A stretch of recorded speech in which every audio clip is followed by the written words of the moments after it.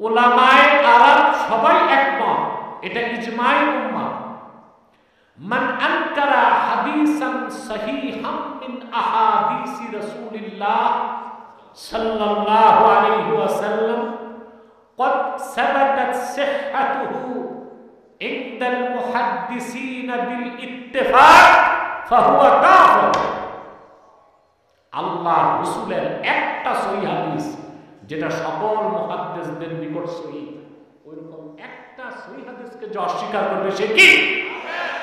তাহলে আহলে কোরআন দাবিদার, এরা আহলে কোরআন নয়, আহলে শয়তান। বাংলাদেশের মানুষকে সুকৌশলে বেঈমান বানাবার ঠিকাদারি দিচ্ছে ইহুদিদের কাছ থেকে।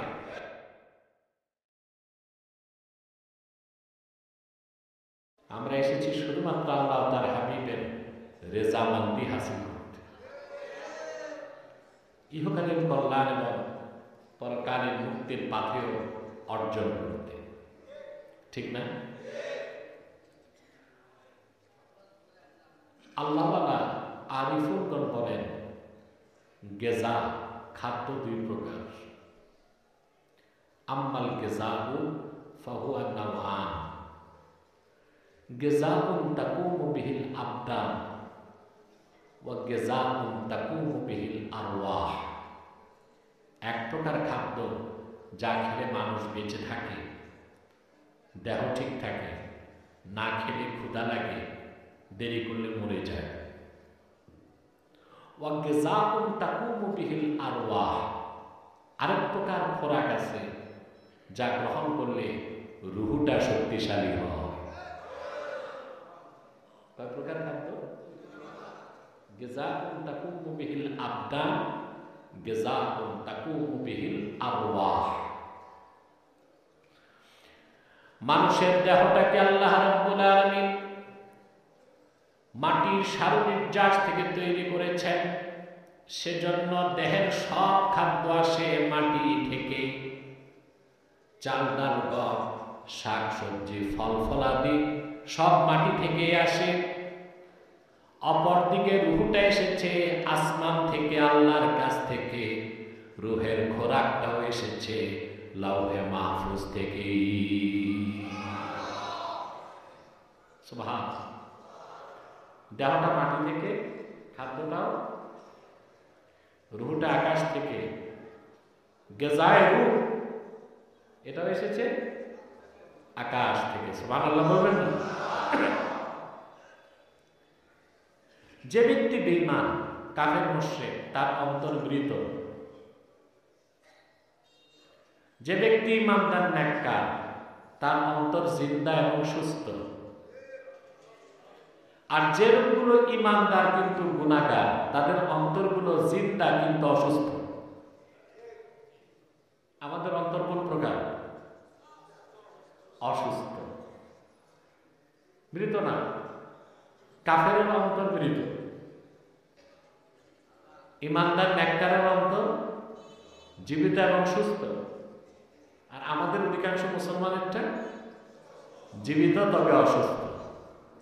এজন্য ওয়াজ মাহফিলও ভালো লাগে, আবার বাউল গানও ভালো লাগে।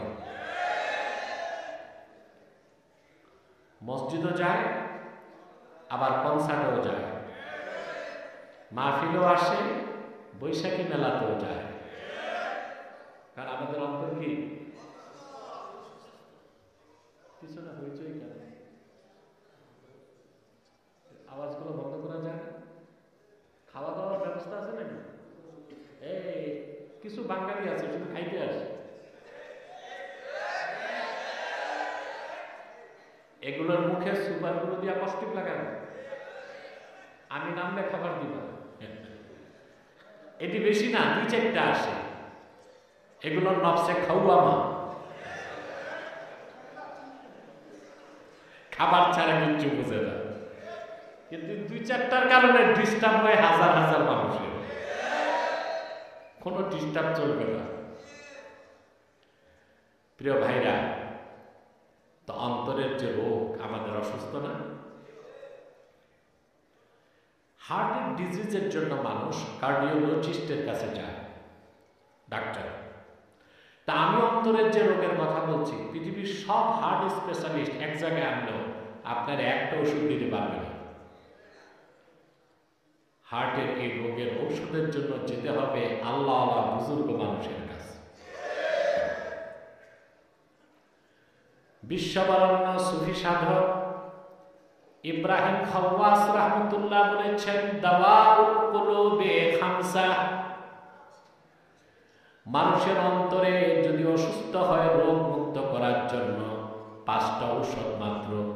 তার প্রথমটাই হলো তিলাওয়াতুল কুরআনি বিতাদাব্বুর, চিন্তা করে গবেষণা করে কোরআন তেলাওয়াত করা। মুমিন যত বেশি চিন্তা গবেষণা করে আল্লাহর কোরআন পড়বে, তার অন্তর রোগ মুক্ত হবে, নূর পয়দা হবে, এক সময় হৃদয়টা নূরের টুকরায় পরিণত হয়ে যাবে। এখন আপনারা যদি অন্তরের ঔষধ খুঁজতে মাদ্রাসায় পড়তে যান, এই বয়স আছে, তাহলে যেখানে আল্লাহর কোরআনের ব্যাখ্যা হয়, মুদারাসাতুল কোরআন যেখানে হয়, তাফসীরুল কোরআন যেখানে হয়, ওখানে বসলেও অন্তর পবিত্র হয়, রোগ মুক্ত হয়। 60 সালার দরবার শরীফ ওই ব্যবস্থাটা করছে। 1 ঘন্টার জন্য না, 1 রাতের জন্য। এতে আপনারা খুশি না বেজার? বেজার শুধু শয়তান, শয়তানও বেজার, শয়তানের চেলা চামুন্ডারও বেজার। অবশ্যই এখন শয়তানের চেলা চামুন্ডা কিছু কমছে, সেজন্যই তার মাহফিলে বাধা নাই। আগে বাধা দিত, বাউল গানে বাধা ছিল না, ভাটিয়ালে গানে বাধা ছিল না, বৈশাখী মেলা 31 নাইট ডিজে পার্টিতে অনুমতি লাগতো না। তাফসীরুল কোরআন নাম শুনলে ওদের কলিজায় আগুন জ্বলতো। শর্ত দিত 34টা। কতটা? 34টা শর্ত দিত। তারপরে ভাবত যে এত বিরক্ত করলে রাগ করে মানুষ মাহফিল করা ছেড়ে দিবে, কিন্তু ওরা জানতো না এই দেশের মানুষ আল্লাহর কোরআনের জন্য বুকের রক্ত ঢালতে যাবে। শর্ত 34টা কি আসে যায়। আজ কোরআন পন্থীরাই আছে আর কোরআনের শত্রুরা না। গোষ্ঠী সুদ্ধা দেশ ছাড়ছে, বলেন না আলহামদুলিল্লাহ। তো শয়তান বেজার, তার চেলা চামুন্ডারাও বেজার। মাহফিল তো শুনবে সারা রাত, আমি তো থাকবো 1 ঘন্টা। আমি একটা মুনাজাত করে যাব, এর আগে একটা লোক উঠবেন না, শয়তান ওয়াসওয়াসা দিতে পারবে না। তো আমরা নেক নিয়ত করতে পারি? নেক নিয়ত করে শয়তানের নাপাক গেলে একটা চপাইলে ঘাত করতে পারি? আমরা দোয়া করে গুনাহ মাফ করে নিষ্পাপ বেহেশতি আল্লাহওয়ালা হয়ে বাড়ি যেতে চাই। কারা কারা হাত তুলে আল্লাহ তাআলা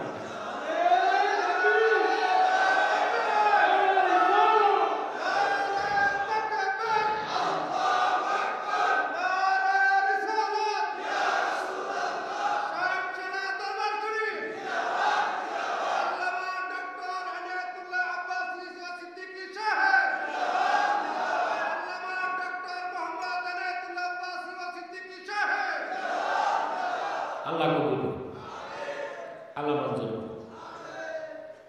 আজকে আমি সূরা বাকারার শুরু থেকে কয়েকটা আয়াত তেলাওয়াত করেছি। বলুন তো কোন সূরা? কোরআন শরীফের সবচেয়ে বড় সূরার নাম কি? এই সূরাটির ব্যাখ্যা, তাৎপর্য, বিশ্লেষণ কত ব্যাপক, একটা তথ্য থেকেই তা বোঝা যায়। মুফাসসির লেখেন, ওয়াকাফা আবু বকর রাদিয়াল্লাহু তাআলা আনহু 8 সানা ফি সূরাতিল বাকারা। হযরত আবু বকর সিদ্দিক রাদিয়াল্লাহু তাআলা আনহু সূরা বাকারাটা বুঝতে 8 বছর সময় লেগেছে। সুবহানাল্লাহ বলবেন না? কত বছর? সিদ্দিক আকবরের। আর আমাদের দেশে মৌলবী হয় 8 বছরে, ঠিক না? আর সিদ্দিক আকবরে শুধু সূরা বাকারা বুঝতে লেগেছে 8 বছর। এটা একটা প্রশ্ন না? কারণ আছে। আল্লামা ইবনে কাসির তাফসীর ইবনে কাসিরের মধ্যে লেখেন, আল্লাহর হাবিবের সাহাবীদের অভ্যাস ছিল আল্লাহর হাবিবের নূরের জবান থেকে তারা 10টা আয়াত শুনে মুখস্থ করতেন, 10 আয়াতের ব্যাখ্যা শিখতেন, 10 আয়াতের আমল শুরু করলে পরবর্তী 10 আয়াত শুরু করতেন। সুবহানাল্লাহ বলেন। এভাবে সিদ্দিক আকবরের সূরা বাকারাটা হৃদয়ঙ্গম করতে লেগেছে 8 বছর সময়। সূরাটি শুরুতে আল্লাহ তাআলা মানব জাতিকে 3টা ভাগ করছেন। কয়টা ভাগ? 3টা শ্রেণী করছেন। 3টা শ্রেণীর বাইরে চতুর্থ কোনো শ্রেণী নাই। প্রথম হচ্ছে মুমিনুন, তারপর কাফিরুন, তারপর মুনাফিকুন। এই 3-এর বাইরে চতুর্থ কোনো অবস্থান আল্লাহর দৃষ্টিতে নাই। আমরা একটা আবিষ্কার করছি, সেকুলারিস্ট, ধর্মনিরপেক্ষতা। এটা হচ্ছে একটা রাজনৈতিক ভণ্ডামি। পৃথিবীর কোনো মানুষ নিরপেক্ষ হইতে পারে না। পারে? এই যে সেকুলারিজম যেটা, এটা হচ্ছে একেবারে রাজনীতি ভণ্ডামি একটা। কোনো মানুষ পৃথিবীতে নিরপেক্ষ এবং পৃথিবীতে আমি তো অনেক বুদ্ধিজীবীকে পাকড়াও করছি বাংলাদেশ। আলহামদুলিল্লাহ। লাইভ চলছে, লাইভ চালাচ্ছে, লাইভ চলবে না। লাইভ করলে শয়তানরা ব্ল্যাক ম্যাজিক করে, বুঝলেন না? কিছু বদমাইশ আছে তো, লাইভে দেখে ব্ল্যাক ম্যাজিক করে, ভণ্ডবীরেরা বেশি করে এই কাজ আমার। ওটা সমস্যা না, এটা হোক, ভিডিও হোক, সমস্যা নেই। তো বুদ্ধিজীবীগুলোকে যে প্রশ্ন করছি, উত্তর নাই। আমি তাদেরকে প্রশ্ন করেছি, আজও করছি। পৃথিবীর সবগুলো গণতান্ত্রিক দেশই বলে তারা সেকুলার, ধর্মনিরপেক্ষ রাষ্ট্র। বিশ্ব মানচিত্রে একটা রাষ্ট্র নাই যেটা ধর্মনিরপেক্ষ। পৃথিবীতে সবচেয়ে বড় গণতান্ত্রিক দেশ বলা হয় ভারতকে। ওরা ধর্মনিরপেক্ষ? যখন তখন মুসলমানকে হত্যা করছে, মুসলমানদের নাগরিকত্বকে কেড়ে নিচ্ছে, প্রাচীন মসজিদগুলোকে ভেঙে দিচ্ছে, খাজা মাইনুদ্দিন চিশতির মাজার শরীফের দিকে দৃষ্টি দিচ্ছে। আমি বলি হিন্দুস্তান তার ধ্বংস ডেকে আনছে। এটি কি ধর্মনিরপেক্ষতা? আমেরিকাকে বলা হয় দ্য মাদার অফ ডেমোক্রেসি, গণতন্ত্রের প্রসূতি আমেরিকা। ওইখানে কিরকম গণতন্ত্র? ওখানে সংবিধানে লেখা আছে নন খ্রিস্টিয়ান, কোন অখ্রিস্টান যুক্তরাষ্ট্রের প্রেসিডেন্ট হতে পারবে না। এটাকে ধর্মনিরপেক্ষতা? যুক্তরাষ্ট্রের সাংবিধানিক নিয়ম হচ্ছে প্রেসিডেন্ট যে হবে বাইবেলে হাত রেখে তাকে শপথ নিতে হবে। এটাকে ধর্মনিরপেক্ষতা? তার পৃথিবীর কোথাও ধর্মনিরপেক্ষতা নাই। যেটা বলা হয় এটা হচ্ছে রাজনৈতিক ভণ্ডামি। নিরপেক্ষ বলতে কোনো মানুষ নাই। হয় কোনো মানুষ মুমিন হবে, নয় কাফের হবে, নয় মুনাফিক হবে। আল্লাহ তাআলা 3 নামে সূরা নাযিল করেছেন। মুমিনের নামে সূরা মুমিনুন, কাফেরের নামে সূরা কাফিরুন, মুনাফিকের নামে সূরা মুনাফিকুন। প্রশ্ন হলো সূরা মুশরিকুন নাই কেন? কথা বলো। মুশরিকুন নামে একটা সূরা নাই তো? কেন নাই? সব মুশরিকরাই কাফের, সব কাফেররা মুশরিক নয়। ইন্না বাইনাল কাফিরি ওয়াল মুশরিকি ওয়াজহাল উমুমি ওয়াল খুসুস। প্রত্যেক কাফের মুশরিক নাও হতে পারে, কিন্তু প্রত্যেক মুশরিকই কাফের।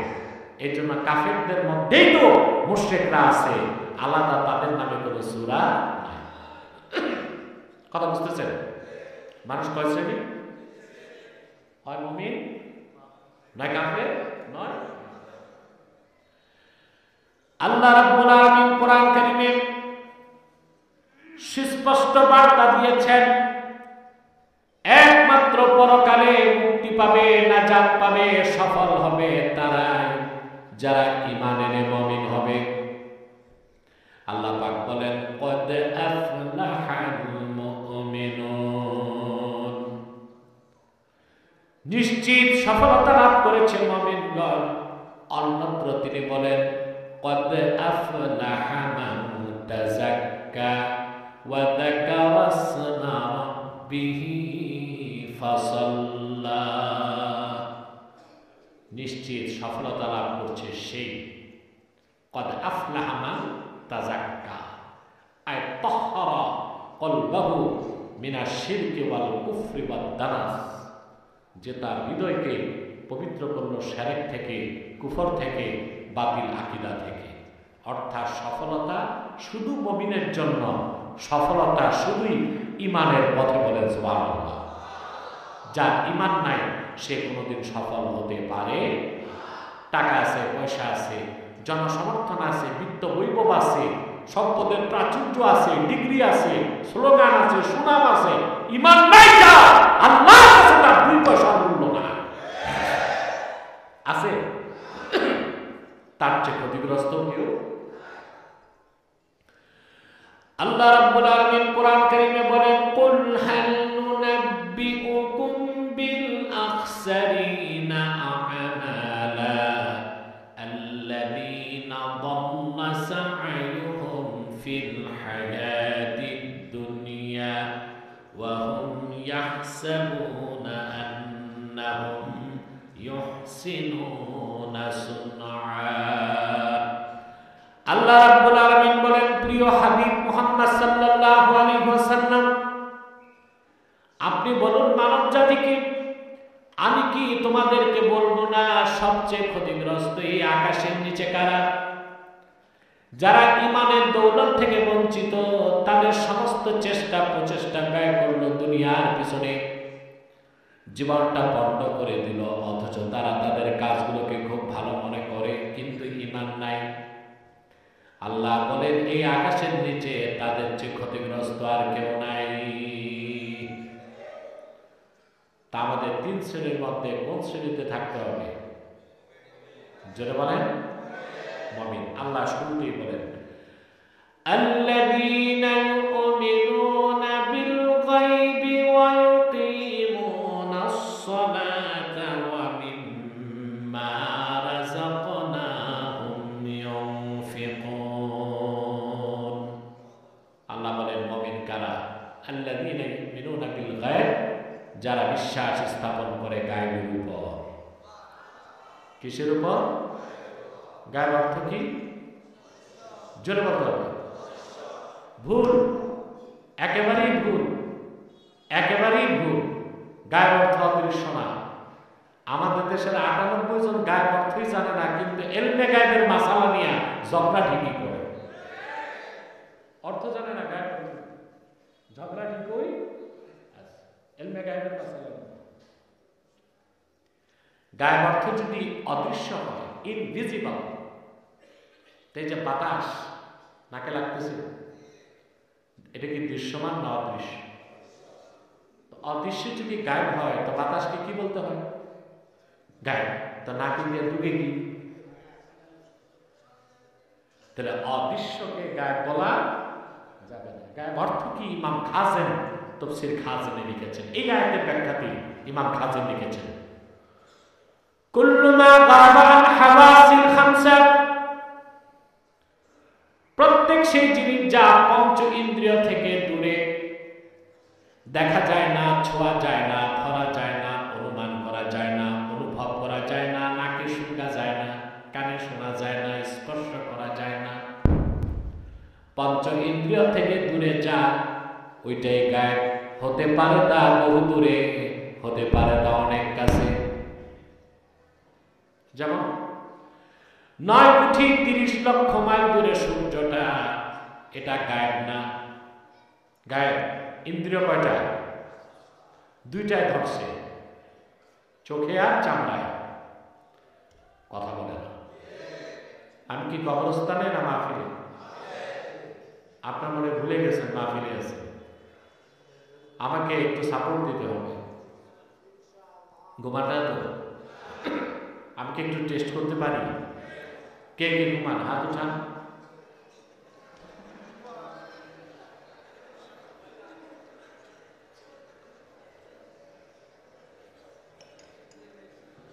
মনোযোগ দিয়ে শুনতেছেন তো?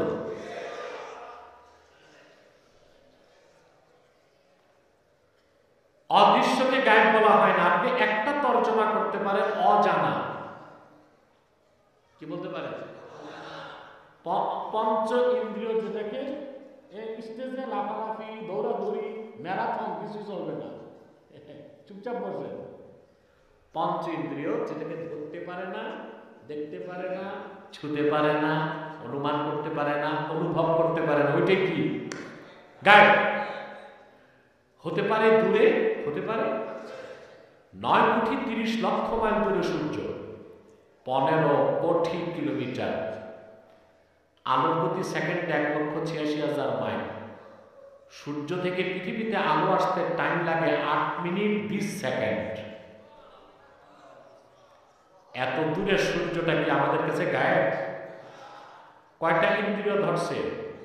2টা, চোখে, চামড়ায়। কিন্তু 3.5 হাত নিচের কবরটা গায়েব। ওই কবরে মজা আছে, সাজা আছে, তর্জন আছে, গর্জন আছে, সুখ আছে, শান্তি আছে, হাসি আছে, কান্না আছে। 3.5 হাত নিচে কবর কিছুই তো টের পাই না। কারণ আলমে বারজাখকে আল্লাহ তাআলা গায়েবের মধ্যে রেখে দিয়েছে। মজা আছে। মুমিনেরটাই মজা, কাফেরেরটাই আহা সুবহানাল্লাহ। কাফেরের কবর হচ্ছে জাহান্নামের টুকরা, আর প্রত্যেক ইমানদারের কবর রাউযাতুম মিন রিয়াজিল জান্নাহ, বেহেশতের টুকরা। সুবহানাল্লাহ। ওখানে তর্জন আছে, গর্জন আছে, হাসি আছে, কান্না আছে, সুখ আছে, দুঃখ আছে, মজা আছে, সাজা আছে।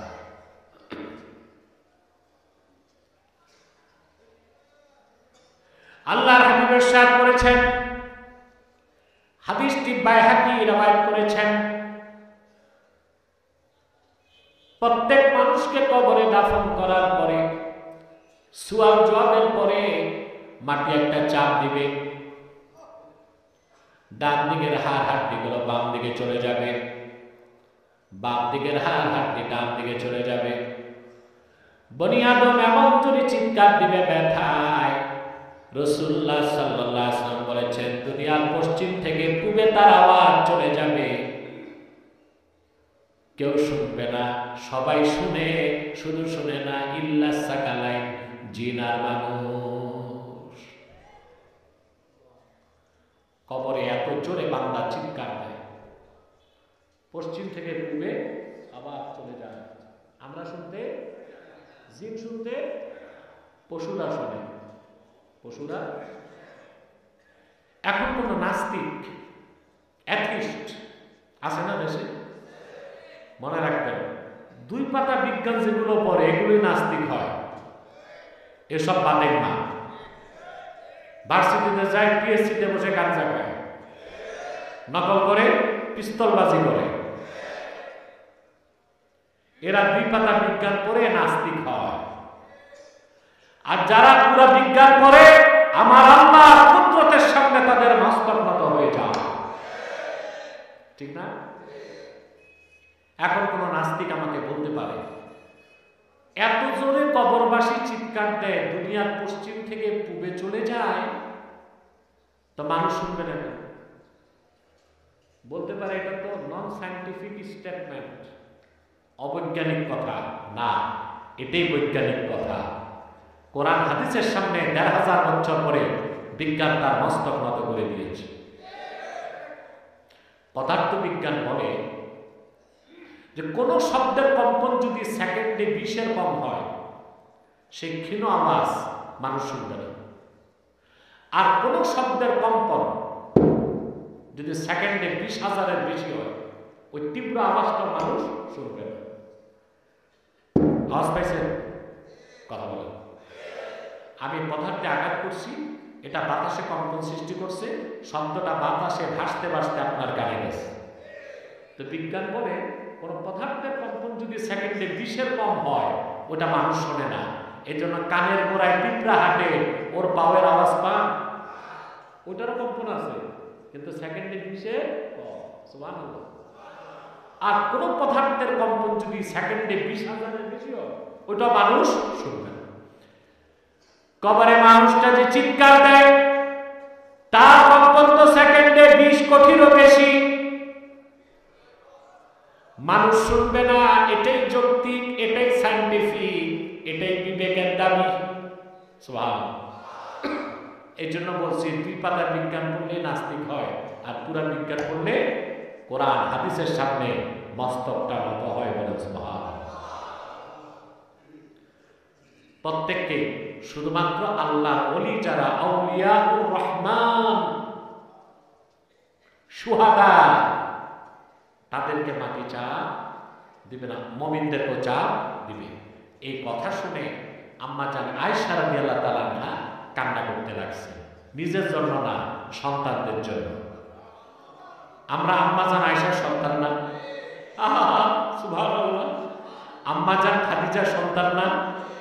উম্মাহাতুল মুমিনিন যারা, ওনাদের সবারই সন্তান আমরা।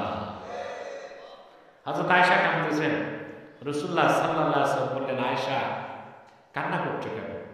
তিনি বললেন, আপনার উম্মতের মুমিনরাও কি এই চাপ পাবে? ওরা কষ্ট পাবে না? আল্লাহ হাবিব বললেন, আয়েশা আমার উম্মতের মুমিন চাপ পাবে, ব্যথা পাবে না। কবরের মাটির চাপ হবে তাদের জন্য কা উম্মতি শাফাকাতি ইয়াশকু আলাইহা ইবনু হাসাকিরুস সুদা।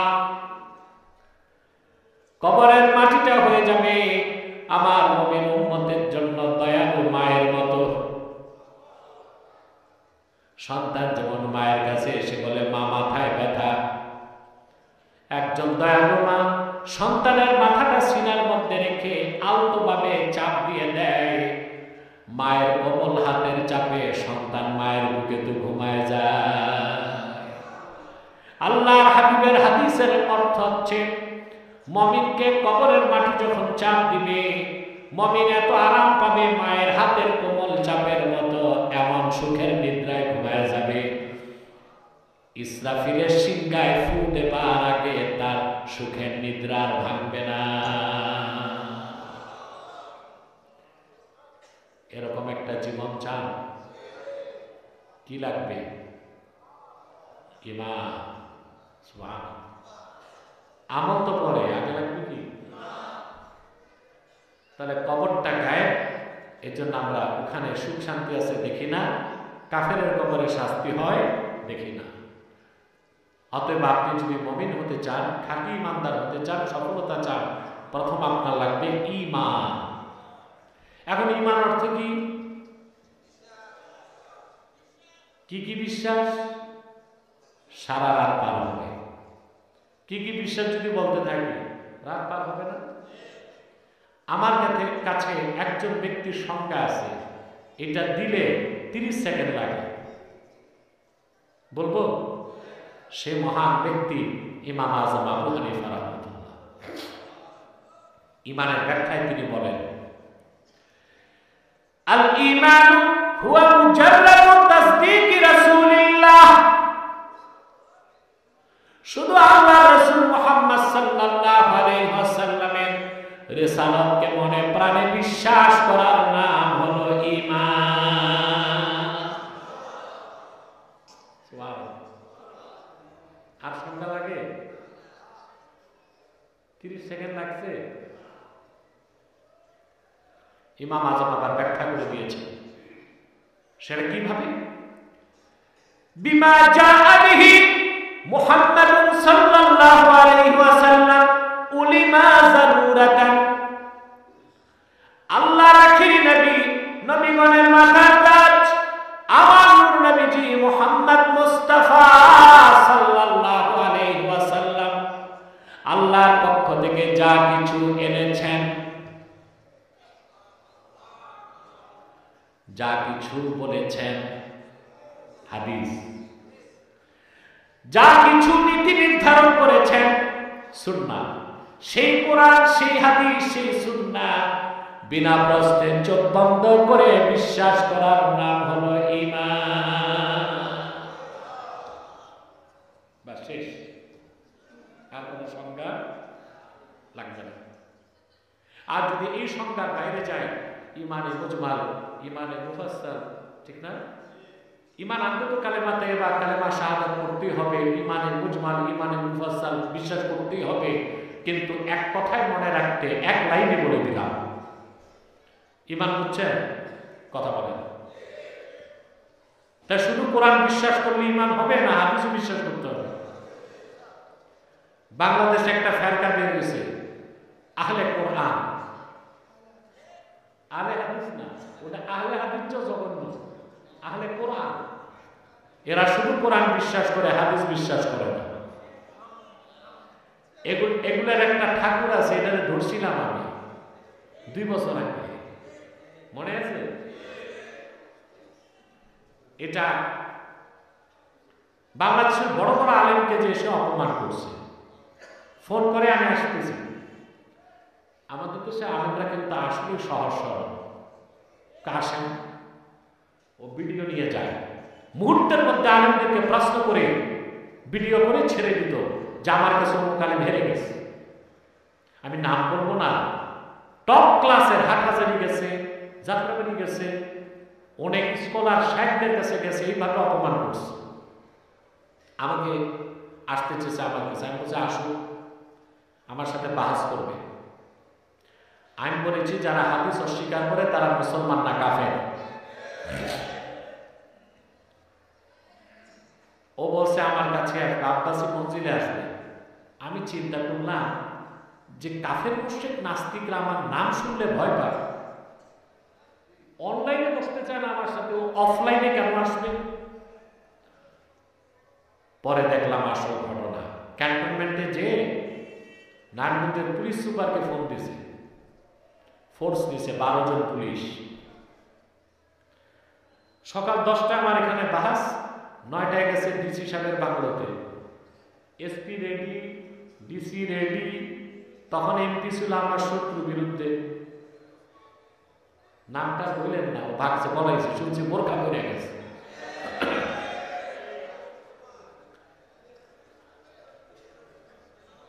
আসছে আমার কাছে, আপনার ভিডিওটা দেখছেন না? মাত্র 22 মিনিটের মাথায় নাকে খত দিয়া মস্তক নত করে বের হয়ে গেছে।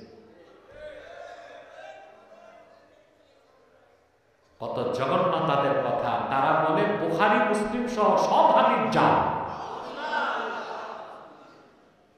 অথচ রাসূলুল্লাহ একটা সহিহ হাদিস যে অস্বীকার করবে সে কি কাফের। কি রকম সহিহ হাদিস? প্রশ্ন আছে। উলামায়ে আরব সবাই একমত, এটা ইজমাই উম্মাহ। মান আনকারা হাদিসান সহিহাম মিন আহাদিসি রাসূলিল্লাহ সাল্লাল্লাহু আলাইহি ওয়াসাল্লাম قد ثبتت صحته عند المحدثين بالاتفاق فهو كافر। আল্লাহ রাসূলের একটা সহিহ হাদিস যেটা সকল মুহাদ্দিসদের নিকট সহিহ, ওইরকম একটা সহিহ হাদিসকে যে অস্বীকার করবে সে কি? তাহলে আহলে কোরআন দাবিদার, এরা আহলে কোরআন নয়, আহলে শয়তান। বাংলাদেশের মানুষকে সুকৌশলে বেঈমান বানাবার ঠিকাদারি দিচ্ছে ইহুদিদের কাছ থেকে।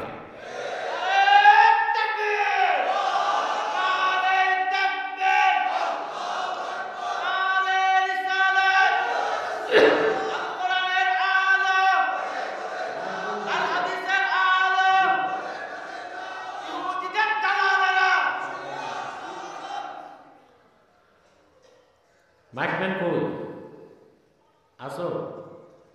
মাথায় তো টুপি নাই, অজু আছে নাকি? সাউন্ডটা আরেকটু লাগবে, ডবল না হয়, কানে না লাগে, চিকন আওয়াজ একটু বাড়ায় দাও। হ্যাঁ, মাইক ভালো, ভোল্টেজ কম।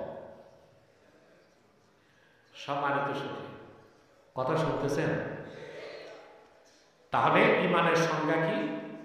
আল্লাহ হাবিব মুহাম্মদ সাল্লাল্লাহু আলাইহি ওয়াসাল্লামের রিসালাতকে বিশ্বাস করার নাম কি? ঈমান। সুবহানাল্লাহ। এখন প্রশ্ন আসে, তো তাওহীদের বিশ্বাস, উলুহিয়াত, রুবুবিয়াত, আখিরাতের বিশ্বাস, এগুলো ছাড়া ঈমান হয় কেমনে? যে ব্যক্তি আল্লাহ হাবিবের রিসালাতকে বিশ্বাস করল, সে তো 30 পারা কোরআনকে মেনে নিল। আর সেই কোরআনে তাওহীদ আছে, আখিরাতের কথা আছে, হাসর নাসরের কথা আছে, জান্নাতের কথা আছে, জাহান্নামের কথা আছে। শুধু আল্লাহ হাবিবের রিসালাতকে বিশ্বাস করার সঙ্গে সঙ্গে ঈমানের ৭৭টা শাখা আল্লাহ বান্দার হৃদয়ে গেঁথে দিবে। শুধু আল্লাহ রাসূল, আল্লাহ হাবিব মুহাম্মদ সাল্লাল্লাহু আলাইহি ওয়াসাল্লামের রিসালাতকে যে বিশ্বাস করে নিবে, ঈমানের সমস্ত শাখা আল্লাহ তার অন্তরে গেঁথে দিবে। বলেন সুবহানাল্লাহ। তো প্রথম আল্লাহর কথা, আল্লাযীনা ইউমিনুনা বিল গায়ব। গায়ব বলে আল্লাহ সব কথা বলে দিয়েছেন। জান্নাত, পুলসিরাত, হাসর, নসর, পূর্বের সব আসমানি কিতাব, এগুলো যে বিশ্বাস করবে, সুবহানাল্লাহ, বিশ্বাস করে, এটা ঈমান। এরপর আল্লাহ বলেন ওয়া ইউকিমুনাস সালাত, নামাজ কায়েম করে, ওয়া মিম্মা রাযাকনাহুম ইউনফিকুন, আমি যা ভিক্ষা দিয়েছি ওর থেকে দান করে। এটা ইসলাম। এটা কি? এতক্ষণ শুনছেন কি? এরপরে কি? ইসলাম। আগে ঈমান, তারপরে ইসলাম। আগে ঈমান, তারপরে ইসলাম। সুবহানাল্লাহ।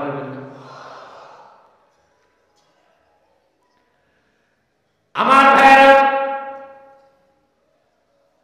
কারো ঈমান নাই, নামাজ রোজা আছে, সে মুসলিমও নয়, মুমিনও নয়, কিন্তু যার ঈমান আছে সে মুমিন এবং মুসলিম। ইসলামের শুরুটাই ঈমান।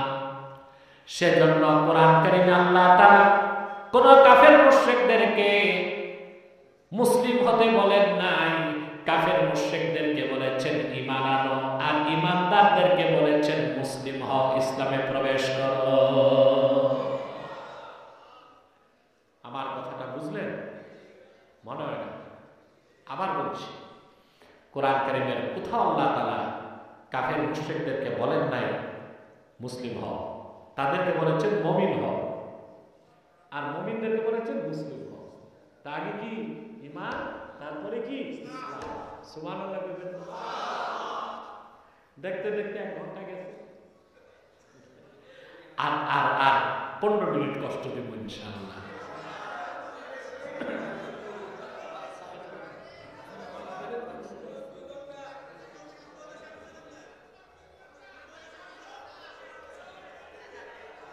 বসেন বসেন বসেন, আমার কথাটা শুনবেন তো ভাই? সেটা হচ্ছে, বেশি সময় কম কথা ভালো না, কম সময়ে বেশি কথা? কম সময়ে বেশি কথা। আপনারা চালাক, আপনারা চান বেশি সময়ে বেশি কথা। সম্মানিত শরীফ, আর উঠানামা করো না হোসেনুল্লাহ, যাও, যারা যাওয়ার ভাগ হয়ে যাবে। সম্মানিত শরীফ, আসতে খুব কষ্ট হয়েছে আমার, কিন্তু আপনাদের এই চেহারাগুলো দেখে সব কষ্ট গেছে। আমার ভালো লেগেছে। আমার মনে হলো এখানে মুতাসাব্বিফ অনেক আছে, যারা তরিকত তাসাউফের সবক পাইছে। আলহামদুলিল্লাহ, এরকম মানুষ পেলে সত্যি ভালো লাগে। আমার ভাইরা, তাহলে আগে ঈমান, তারপরে ইসলাম। আল্লাহ আগে ঈমান আনতে বলছেন, তারপরে ইসলামে ঢুকতে বলছেন। যেমন আল্লাহ রাব্বুল আলামিন বলেন, ইয়া আইয়ুহাল্লাযীনা আমানু তাকুল্লাহা হাক্কা তুকাতিহি ওয়া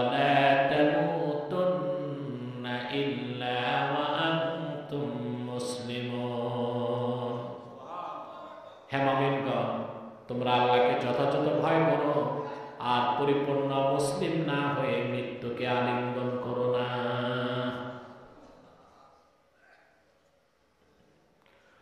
সূরা বাকারাতে আল্লাহ তাআলা বলেন, ইয়া আইয়ুহাল্লাযীনা আমানু দুখুলু ফিস সিলমি কাফা ওয়া লা তাত্তাবিউ খুতুওয়াতিশ শাইতান ইন্নাহু লাকুম আদুউম মুবিন।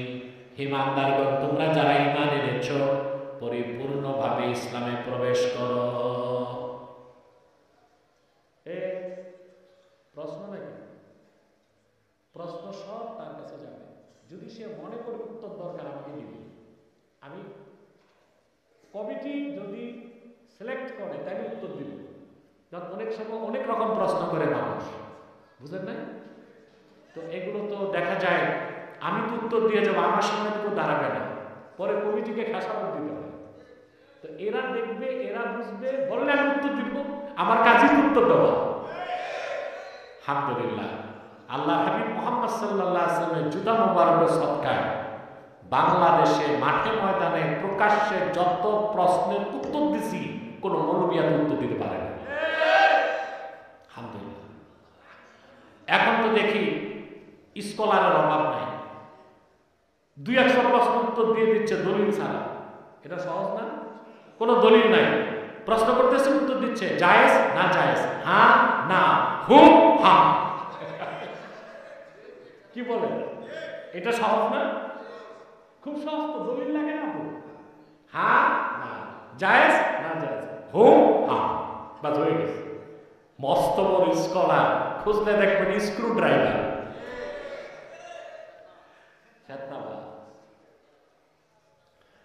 আজকে প্রশ্ন দিলে আমি উত্তর দিব, 10 মিনিট প্রশ্ন উত্তর দিব ইনশাআল্লাহ। কিন্তু এই প্রশ্ন নিয়ে বারবার স্টেজে আসবেন না, আমি যখন চাইবো হাতে হাতে দিয়ে দিবেন। এখন না, আমার আরেকটু কথা বলতে দেন, 10-15 মিনিট, ডিস্টার্ব করবেন না। সম্মানিত সুধী, আল্লাহ তাআলা বলেছেন, তোমরা যারা ঈমান এনেছো ইসলামে প্রবেশ করো পরিপূর্ণভাবে। তা আগে ঈমান, তারপরে কি?